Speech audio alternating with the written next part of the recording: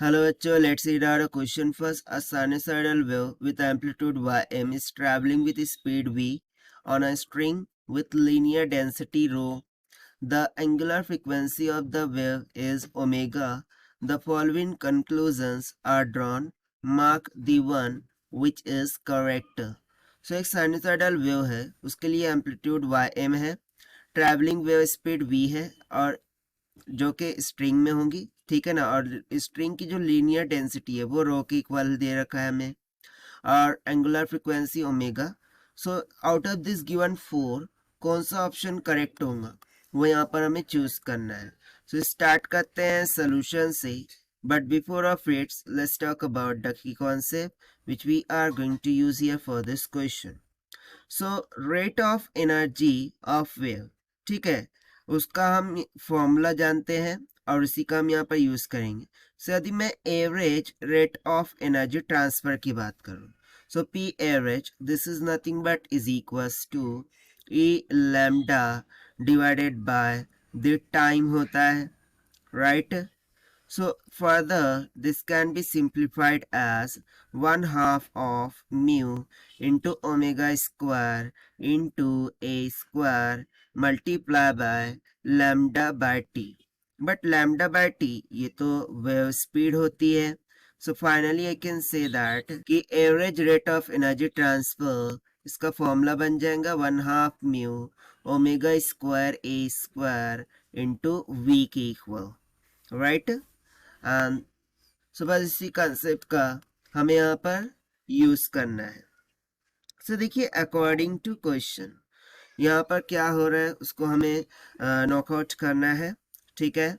सो हम option wise जाएंगे, ठीक है, क्योंकि अकॉर्डिंग टू क्वेश्चन यहाँ पर एम्पलीट्यूड किसके इक्वल दे रखा है, वाई में। Okay, let me have a do one thing कि एम्पलीट्यूड ए वो यहाँ पर हमें अकॉर्डिंग टू क्वेश्चन क्या दे रखा है, वाई ऑफ एम। स्पीड जो है तो v ही के इक्वल है, ओमेगा भी सेम है, ठीक है, और बाकी सब तो सेम ही है यहाँ पर, ठीक है। सो इसके अकॉर्डिंग मैं average energy, okay, average rate of energy transfer लिख सकता हूँ 1/2 mu into omega square into Y of M का स्क्वायर इंटू वी के इक्वल, ठीक है। अब इस फॉर्मूले का यूज करते हुए हम ऑप्शन वाइज जाएंगे। तो सबसे पहले हम ऑप्शन ए के लिए ट्रैक करते हैं। सो ऑप्शन ए में क्या बोला जा रहा है, doubling the frequency doubles the rate at which energy is carried along the string. यानी कि यदि मैं फ्रीक्वेंसी को डबल कर दूं, सो जो rate of energy carried along the string है वो भी डबल हो जाएगा। तो चलिए हम देखते हैं इसको। सो फ्रीक्वेंसी कहाँ से डिसाइड हो रही है, ओमेगा, ठीक है। सो ओमेगा फाइनल ये क्या हो रहा है, 2 times of initial. So initial omega थी, so omega final is equals to 2 omega कर दिया है हमने। सो ये 2 ओमेगा के इक्वल हो गया। सो इसको हम यहाँ पर सब्स्टिट्यूट करके देखते हैं कि what will be happen, right.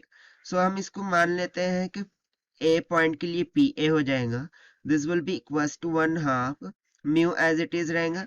ये ओमेगा का स्क्वायर है तो 2 का स्क्वायर कितना हो जाएगा, 4 इंटू ओमेगा का square multiply by Y M का स्क्वायर इंटू वी। सो देखिए ये सिंपली क्या हो जाएगा, 4 टाइम्स ऑफ पी एवरेज के इक्वल। यानी कि यदि फ्रीक्वेंसी डबल होंगी, सो जो energy rate carried along the string है वो क्या हो जाएंगी, 4 टाइम्स हो जाएंगी। बट यहाँ पर क्या बोल रहा था कि वो डबल होंगी, so that is why option A यहाँ से हो गया इनकरेक्ट। अब हम ऑप्शन बी की तरफ बढ़ते हैं। सो ऑप्शन बी में हमसे क्या बोला जा रहा है कि if amplitude where's doubles the rate of energy carried would be halved, ठीक है। यदि एम्पलीट्यूड को हम डबल कर दें, यानी कि Y final becomes equals to 2 times of Y M, ठीक है। ये बी केस के लिए हम डिस्कस करा रहे हैं। सो हम निकालते हैं फिर average rate of energy transfer, this will be equals to 1/2 mu omega square से ये 2 का स्क्वायर हो जाएगा 4 इंटू वाई ऑफ एम का होल स्क्वायर मल्टीप्लाई बाय जो भी वेलोसिटी थी, स्पीड ऑफ वेव था, वो भी एज इट इज रहेगा। सो देखिए ये कितना आ रहा है, 4 टाइम्स ऑफ पी एवरेज यानी कि पी इनिशियल से। सो ये कितना आ रहा है, 4 टाइम्स आ रहा है, बट ये क्या बोल रहा था कि वो हाफ्ड हो जाएगा, सो ये ऑप्शन भी रॉन्ग हो गया। अब ऑप्शन सी की तरफ बढ़ते हैं। If amplitude were double the rate at which energy is carried would be double. So ये ऑप्शन भी रॉन्ग हो गया अल्टीमेटली, क्योंकि हमने अभी कैलकुलेट किया कितना हो रहा है, वो 4 टाइम्स हो रहा है। सो ऑप्शन डी देखते हैं। The rate at which energy is carried is directly proportional to the velocity of wave. So यहाँ पर जो rate of energy carried directly proportional है किसके, वेलोसिटी ऑफ वेव के। तो यहाँ पर देखिए हमने फॉर्मूला क्या निकाला था, V average is equals to 1/2 mu into omega का स्क्वायर इंटू वाई एम का स्क्वायर इंटू वी के। अब यदि मैं यहाँ पर कंसिडर कर लूँ, ठीक है ना, कि जो बाकी सभी की सभी थिंग्स कांस्टेंट है, तो रेट ऑफ एनर्जी ट्रांसफर ये किसका प्रोपोर्शनल हो जाएंगी, स्पीड ऑफ वेव के, ठीक है ना, और you can say the velocity of wave. So from here I can see that कि जो पावर, जो एवरेज रेट ऑफ एनर्जी है, ठीक है ना, वो डायरेक्टली प्रोपोर्शनल है वेलोसिटी ऑफ वेव के, and that is why option D will become correct. So this is the required solution. I hope you understood well. Best of luck. Thank you.